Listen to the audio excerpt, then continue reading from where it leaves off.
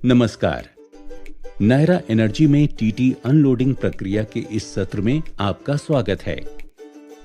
ये एक कुशल truck driver Manoj है। आज इसके दिन की शुरुआत अच्छी नहीं रही। ये अपने दोस्त बिपिन, जो कि एक ट्रक ड्राइवर है, अस्पताल में उससे मिलकर आ रहा है।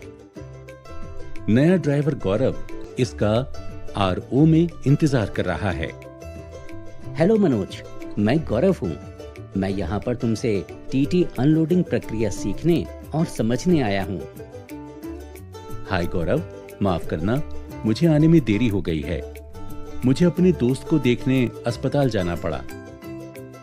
क्या तुम्हारा दोस्त ठीक है? उसकी हालत सुधर रही है, परंतु उसे खड़े होने और ठीक से चलने लायक होने में अभी काफी वक्त लगेगा। उसका परिवार बहुत चिंतित था। मैं आशा करता हूँ वो जल्द अच्छा हो जाए। उसे क्या हुआ? उसने अपनी लापरवाही की वजह से आरओ पर अनलोडिंग करते समय अपने आप को बहुत बुरी तरह से जख्मी कर लिया था। अनलोडिंग के समय सुरक्षा उपायों का पालन करना बहुत आवश्यक है। सही कहा। ओके, चलो शुरुआत करते हैं। अनलोडिंग प्रक्रिया एक अत्यंत जोखिम भरा ऑपरेशन है। थोड़ी सी चूक भी दुर्घटना का कारण बन सकती है। इसलिए खतरा टालने के लिए हमेशा इस प्रक्रिया का पालन करना जरूरी है। चलो गौरव, इसे स्टेप बाय स्टेप देखते हैं। एक ड्राइवर के साथ हमेशा एक हेल्पर का होना अति आवश्यक है। ड्राइवर को इस प्रक्रिया में हेल्पर की जरूरत क्यों होती है? टीटी अनलोडिंग काफी खतरे से भरी प्रक्रिया है।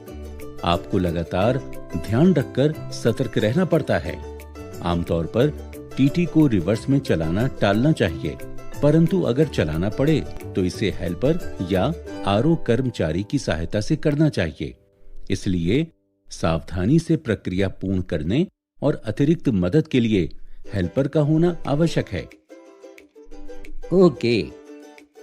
याद रहे, प्रक्रिया के दौरान ड्राइवर और हेल्पर दोनों को ही उचित व्यक्तिगत सुरक्षा उपकरण जैसे कि यूनिफॉर्म, सुरक्षा हेलमेट, सुरक्षा चश्मे, मास्क, रिफ्लेक्टिव जैकेट, हाथ दस्ताने और सुरक्षा जूते आदि का हमेशा उपयोग करना चाहिए। ओके, चलो आगे बढ़ते हैं। टीटी को हमेशा बताई गई जगह जिसकी उचित लेवलिंग की हो, उसी पर ही पार्क करें, जैसे कि अभी है। अब टीटी इंजन को और मास्टर कट ऑफ स्विच को बंद करें। फिर गियर को न्यूट्रल स्थिति में लाएं और हैंड ब्रेक खींचें। अब टीटी को पार्क करने के बाद उसको खाली करते समय किसी भी आकस्मिक टीटी की हरकत को टालने के लिए टायर्स को व्हील चोक्स के साथ इस तरह सुरक्षित करें। फिर ये सुनिश्चित करने के लिए कि टायर्स टीटी के आगे या पीछे की ओर अतिरिक्त झुकाव का कारण न बने, टीटी के टायर्स में हवा का प्रेशर चेक करें। अब 10 मिनट इंतजार करें ताकि टीटी का ईंधन स्थिर हो सके। ओके, मैं समझ गया।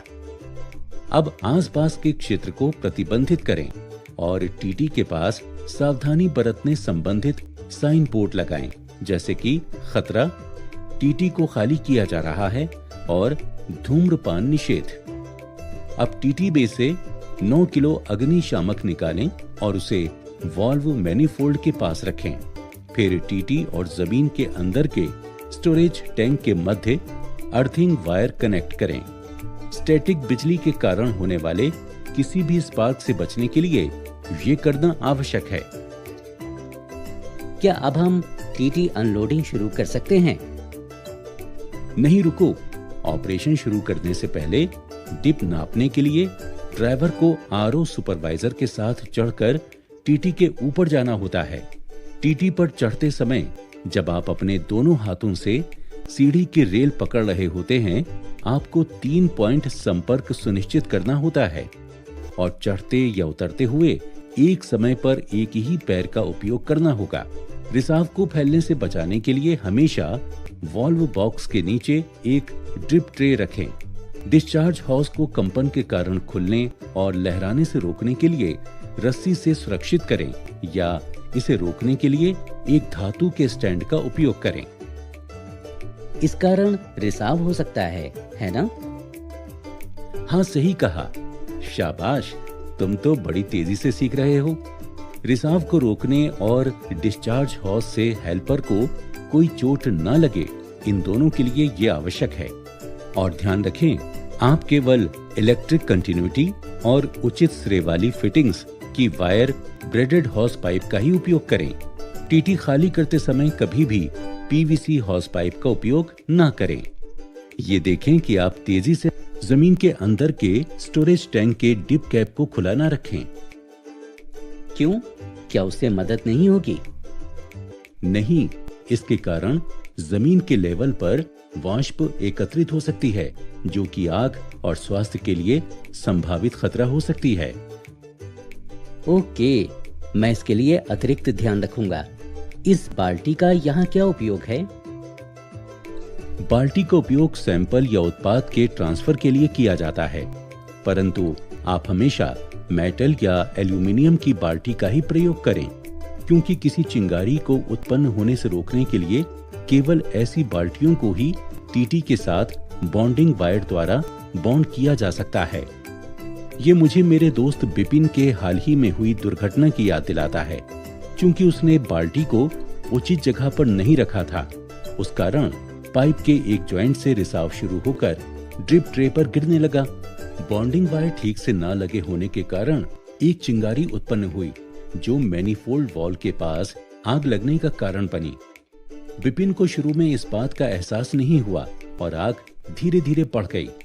आरओ कर्मचारी आया और उसने अग्निशामक की मदद से स्थिति को नियंत्रित किया, परंतु आग बुझाते समय बिपिन के पैर पूरी तरह जल गए। ये तो बहुत दुख की बात है। हाँ, परंतु ये घटना हमें इस बात का एहसास दिलाती है कि काम करते समय हमेशा सावधान और सतर्क रहना आवश्यक है। कृपया एक बात और ध्यान में रखें कि रिटेल आउटलेट परिसर में टीटी खाली करते समय बैटरी के टर्मिनल्स को कभी टाइट नहीं करना चाहिए। किसी भी गलती या लापरवाही से आग लगने का खतरा होता है। समझ गया। टीटी हेल्पर और ड्राइवर को हमेशा कंट्रोल वाल्व के आसपास ही रहना चाहिए, ताकि जरूरत पड़ने पर ओवरफिलिंग, रिसाव, लीकेज आदि को टाला जा सके और आपात स्थिति में हॉज को डिस्कनेक्ट कर टीटी को बाहर ले जाया जा सके। अब चूंकि पूरी प्रक्रिया उचित प्रकार से पूर्ण हो चुकी है, आप और हेल्पर दोनों सकुशल वाहन में वापस बैठकर रिटेल आउटलेट से बाहर निकल सकते हैं।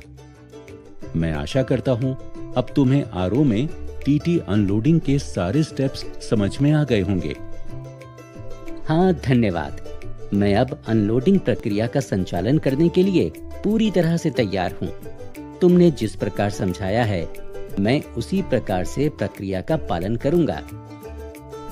ये तो बहुत अच्छी बात है। टीटी अनलोडिंग प्रक्रिया को सावधानी पूर्वक पूरा करना काफी महत्वपूर्ण है। कभी भी कोई नियम ना तोड़ें, शॉर्टकट ना लें और हमेशा सतर्क रहें। हमारे व्यवसाय में हमेशा अति सावधान रहना आवश्यक है, क्योंकि हमारा संपर्क हमेशा अत्यधिक ज्वलनशील और खतरनाक पदार्थों से रहता है। इससे पहले कि आप किसी शॉर्टकट के बारे में सोचें, मेरे मित्र बिपिन और उसके परिवार को याद करें।